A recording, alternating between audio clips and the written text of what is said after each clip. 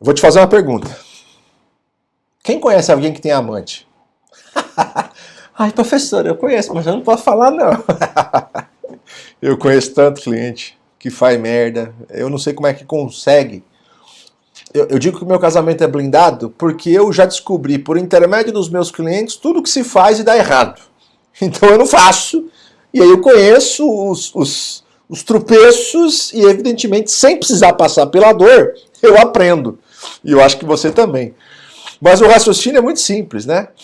A gente sabe, e esse é um fato social inegável, que existem várias pessoas que sustentam relações paralelas. O cara vive com uma mulher, que é a sua esposa, socialmente falando, é casado, tem uma aliança, tem uma certidão de casamento, nutrindo aquela formação familiar, não importa se tem filhos ou não, porque isso é irrelevante. Moram num condomínio aqui em Alphaville, estão bem estabelecidos, está tudo bonito. Só que, paralelamente, esse cara tem uma relação que a mulher não sabe. A mulher dele, aquela com quem ele dorme. Só que a amante, ouça o que eu vou dizer, presta atenção nisso.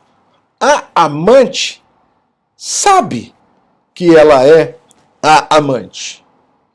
O amante sabe que ele é a segunda opção. Sabe que ele é o plano B. Sabe que ele é o step. Vocês estão entendendo onde eu quero chegar? E o que eu mais quero enfatizar categoricamente desse tamanho é o saber. Ouçam o que eu vou dizer. O Código Civil prevê uma modalidade de casamento que é chamada de putativo, que também se aplica à união estável e que também se aplica à união afetiva. O que é um casamento putativo? Putativo, putativa, putativo o casamento, putativa a união estável, a união afetiva, é o casamento em que um ou ambos os cônjuges desconhecem o vício que recai sobre aquele casamento e o macula. Para um pouco. Artigo 1521. Não podem casar. Quem que não pode casar? Ascendente com descendente, seja o parentesco natural e civil, ou civil. Não podem casar os afins em linha reta. Não podem casar o adotante com quem foi cônjuge adotado e o adotado com quem foi cônjuge adotante. Não podem casar os irmãos unilaterais ou bilaterais. E os demais colaterais até o terceiro grau com ressalvas. Não podem casar os afins em linha reta. Não podem casar os casados. Não podem casar o cônjuge sobrevivente com o condenado por homicídio ou tentativa de homicídio contra seu consorte. É só você ler lá o 1521. Na sequência, vem o 1523. Ele diz assim, ó, não devem casar. Não é não pode, é não deve. Não é um mandamento proibitivo, é uma recomendação. É um sinal amarelo. Oh, é melhor você não fazer isso, hein? Não faz. Eu não recomendo. Eu, legislador, não recomendo que você faça isso. Não devem. Mas se casar, existe consequência. E as consequências vêm lá do artigo 1641, que diz assim, ó, será obrigatório o regime da separação. É o regime da separação imposto pelo Estado. Aí está lá um inciso que diz inobservância das causas suspensivas do casamento. Quais são as causas suspensivas do casamento? As causas do famigerado artigo 1523, que diz não devem casar. Então você não deve, não é que você não pode. Não deve. Tá aí se eu casar. O regime é obrigatoriamente o da separação. Então eu não devo, mas eu casei. Regime da separação. A consequência imposta pela lei é essa. E não há como fugir dessa máxima. Tudo bem? Isso vale, repito, para a união estável e para a união afetiva.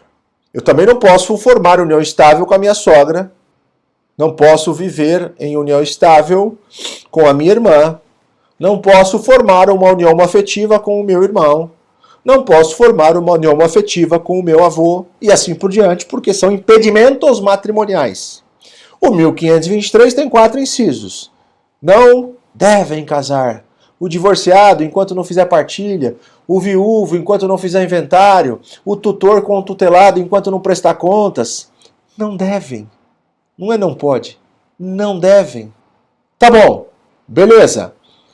Existem máculas que contaminam esse casamento. E se essas máculas são de conhecimento das pessoas, o casamento não é putativo. Se essas patologias são conhecidas de quem está envolvido, o casamento não é putativo. Então, se eu me caso com a minha irmã sabendo que ela é minha irmã, o casamento não é putativo para mim. Se ela também sabe, o casamento não é putativo para ela. Esse casamento inquestionavelmente é nulo. É que a questão é, se os efeitos, aliás, se a putatividade for reconhecida, os efeitos do casamento são irradiados em favor daquele que desconhecia a patologia. Eu me caso com a minha irmã sem saber que ela é minha irmã, mas ela sabe que eu sou irmão dela e ela casou comigo na comunhão universal para pegar metade do patrimônio que eu já tinha. Para ela, esses efeitos não valem, ou seja, ela não vai ter direito à metade do patrimônio que eu conquistei. Mas eu, que não sabia, vou ter direito à metade do patrimônio que ela conquistar, porque o casamento para mim é putativo. Então perceba que o detalhe, a peculiaridade é o verbo saber, ter conhecimento. Então perceba, vamos voltar para o nosso raciocínio. Se a pessoa sabia que aquele com quem ela dorme, que aquela com quem ele dorme, tem uma outra família, é casado, essa relação não é putativa. Isso é, de acordo com a atual denominação extraída do Código Civil e da Constituição Federal, o tal concubinato. O que é o concubinato? Anote. É a relação mantida entre pessoas que não podem se casar, que não podem formar união estável, que não podem formar união afetiva. Eu e minha sogra nos amamos. Eu larguei a minha esposa e quero dormir de conchinha com ela. Eu chamo minha sogra carinhosamente de Jara. Não é brincadeira. Não é piada. É sério. Ela é a minha Jara, é carinhoso. Eu gosto dela. Aqui, ó na minha agenda do celular, ó. Ó, dá pra ver, né? Deixa eu afastar um pouquinho, acho que mais perto, pega o zoom. Dá pra ver. Jara, sogra. Ela tem nome, mas não é o que eu uso. Larguei minha mulher e quero dormir de conchinha com ela. Eu posso? Claro que eu posso. Ela pode fazer isso comigo? É claro que eu posso. A gente pode passear no shopping de mão dada, feliz, contente, saltitantes? É evidente que sim. A gente pode viver de maneira pública, como se casados fôssemos? É claro. Eu posso ir na Vivara, na Casa das Alianças, na H Esther, na Búlgara, e comprar uma aliança e colocar no dedo dela? É claro que eu posso. É evidente que sim. Nós estamos juntos há 2, 3, 4, 5 anos, a contragosto de toda a família. Mas estamos.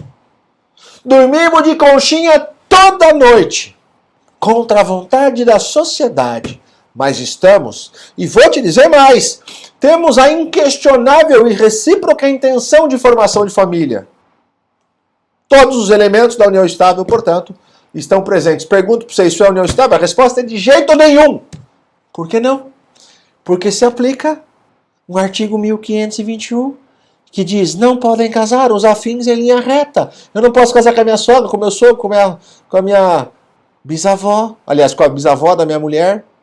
Eu não posso casar com a enteada, que é a filha da minha mulher. Eu não posso casar com a neta da minha mulher. E se eu casar, o casamento é nulo. E, portanto, se eu viver, ainda que vivesse como se casado fosse, formando uma suposta união estável, diante se estaria de um concubinato. Entende? Concubinato. Relação mantida entre pessoas que não podem se casar. Relação mantida entre pessoas que não podem formar união estável. Relação mantida entre pessoas que não podem formar união afetiva.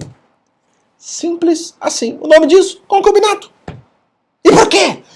Porque a pessoa sabia que não podia. Então a amante, que sabe que é amante, comete, por meio de seu advogado, o erro mais crasso que pode cometer quando bate lá na porta do juízo de família para pedir uma participação no inventário. Olha, eu quero minha parte, viu? Eu tinha uma união estável com ele. Eu sabia que ele era casado, mas ele inquestionavelmente me tratava também como sua mulher. Perdeu o processo. Perdeu. Perdeu. Quando você falou eu sabia, perdeu. Porque a ciência traz à tona a ideia que afasta a putatividade. Eu não posso ter conhecimento do problema, porque se eu tenho, não é união estável.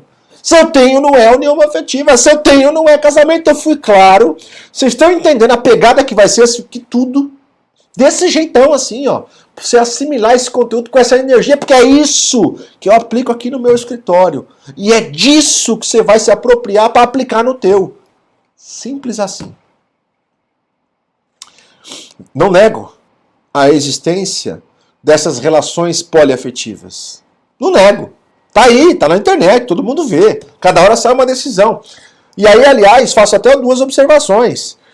Foram lavradas, salvo engano, em Santos, no litoral de São Paulo, e em Tupã, uma cidadezinha do interior aqui de São Paulo. Eu digo cidadezinha não porque ela é uma cidade pequena, aliás, uma cidade ruim, mas é uma cidade modesta em termos de quantidade de habitantes. Escrituras públicas de união poliafetiva. Foram lavradas por tabelião de notas, que por alguma razão entendeu que podia colocar aquilo no papel, e tá tudo bem, deixa ele fazer o que ele acha. Agora não preciso eu concordar com isso. Entende? E na minha concepção, tudo isso que eu falei tem alicerce no princípio da monogamia. Não é possível, se não virar bagunça, que as pessoas tenham formação paralela, escondida ou não. Para um pouco. Nós estamos numa especialização focada no upgrade intelectual e na tua maximização de conteúdo profissional. Vamos inverter o raciocínio? Imagina que chegou no teu escritório um casal dizendo o seguinte: nós somos casados há 2 anos, frequentávamos, eu estou narrando com alguns ajustes finos, caso do meu escritório. Casal, olha, nós vivemos casados aqui há 2 anos, está aqui a certidão. Nós nos conhecemos numa casa de swing. Nós somos adeptos a essa prática, não tenho nada a ver com isso, não cabe a mim julgar ninguém. Aliás, talvez seja esse o motivo pelo qual eu escolhi ser advogado. Eu escolhi. Não foi o que sobrou. Eu sou, desculpa a expressão, foda. Entende? Eu não sou um advogado, eu sou o. Obviamente dentro dos meus limites. Assim como você é o ou a dentro dos seus limites que eu estou ajudando a aumentar. Simples assim. Você precisa acreditar nisso, senão tua vida vai ser um fracasso. Eu não julgo ninguém, não cabe a mim fazer isso. E aí esse casal disse pra mim assim, olha, a gente quer acrescentar uma terceira pessoa aqui. Nesse caso especificamente era uma mulher. O cara e a mulher dele pretendiam inserir naquela formação familiar uma terceira pessoa. E aí me contaram a história deles, enfim. E eu falei, tá, mas o que vocês esperam? Do que vocês fazem questão? Não importa se vocês têm ou não um papel na mão. A sociedade os julgará. Isso é fato. Alguns caras talvez cobiçarão a tua posição. Fala, porra, o cara tá dormindo com 2 mulheres ao mesmo tempo. Fantástico. Outros vão dizer, esse é um idiota. Como é que o cara consegue fazer isso? Aí outros dirão, se elas aceitam, tá tudo bem. Quem somos nós para nos meter nisso? Talvez eu faça parte dessa leva de comentários. Enfim. O fato é que todo mundo vai criticar. E não é a existência de um papel, não é a existência de um documento que vai torná-los imunes desses comentários pejorativos. O que vocês querem de mim? Aí, cavando mais fundo, fazendo uma análise mais acurada, eu entendi que o que eles objetivavam era não deixarem um aos outros a míngua quando falecessem. Então, por exemplo, a preocupação maior era do cara. talvez por ser patriarca e ter aquela função de provedor, né? Olha, eu quero que elas fiquem amparadas se eu faltar.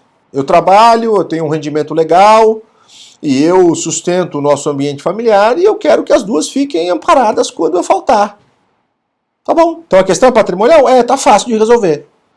Porque para eu fazer, ouça o que eu vou dizer, para eu fazer um testamento em favor de alguém, eu não preciso justificar nada, eu simplesmente faço.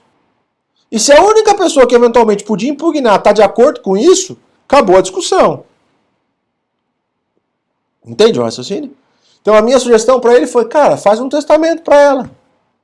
Faz um testamento para as duas. Não precisa dizer que tem uma família, porque nós vamos ter problema, não vai reconhecer. Por quê? Por conta do princípio da monogamia. Não dá. O Estado não abraça isso. Ainda que exista, ainda que se trate de um fato social. Não dá para você clamar o Estado que engula a goela abaixo aquilo em que você acredita. Porque senão vira bagunça. Porque aí se eu confiro esse direito a você, eu vou conferir ao teu vizinho, ao teu amigo, ao outro do lado, e cada um tem um ponto de vista diferente. E se o Estado tiver que fazer isso com todo mundo, acabou. Balbúrdia. Lascou. Então não é possível seguir esse caminho de liberar tudo a qualquer custo. Então o Estado restringe esse tipo de informação. Diz que ela não é admissível. E, portanto, por mais que seja um fato social, por mais que a pessoa que seja adepta à religião X possa atender na sua casa o seu harém e ver com 2, 3, 4 mulheres, quando essa pessoa falecer, não dá para essas pessoas todas requerer ao Estado que reconheça aquilo como uma formação familiar plurima, porque não vai reconhecer. Por conta do princípio da monogamia. Não hoje, tá? Pode ser que daqui a 1 ano, 2, 3, 5 isso mude. Mas hoje não. Aí nós vamos mais adiante.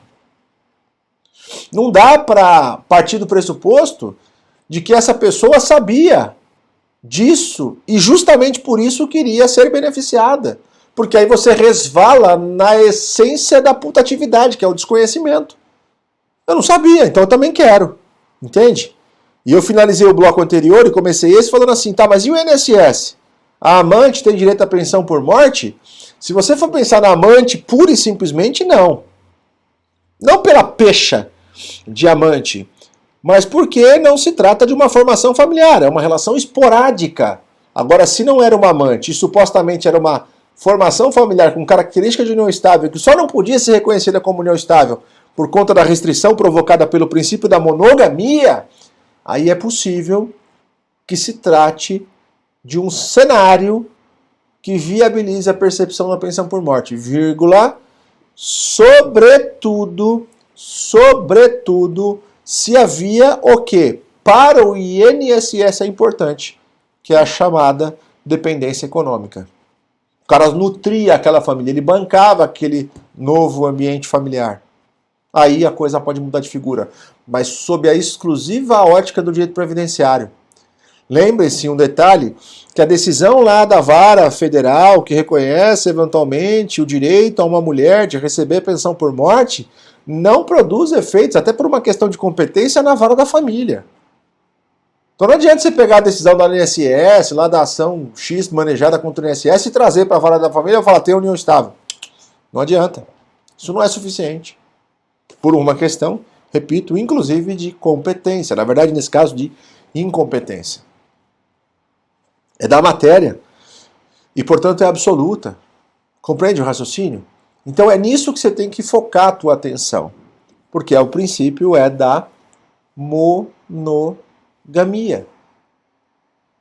Mas, Maia, naquele caso daquele cliente que veio até o teu escritório com as 2 mulheres, teve alguma outra coisa que você sugeriu a ele? Teve.